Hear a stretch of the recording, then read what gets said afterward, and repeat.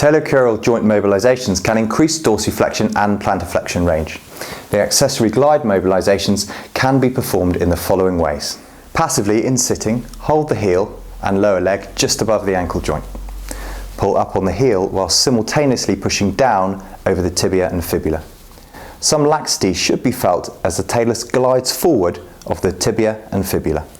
The talocrural mobilisation can also be performed with assisted dorsiflexion by bending the knee and fixing the heel on the couch. The tibia and fibula can then be mobilised posteriorly while the ankle is moved into dorsiflexion. To make this technique more dynamic, the patient can dorsiflex forward while counter pressure is applied over the anterior ankle joint. Finally, a mobility band can be used to apply and sustain a posterior glide during ankle dorsiflexion. It's important to note that the talocrural joint is a mortise that increases its stability with weight bearing. So reduced weight bearing would improve a loaded mobilisation technique.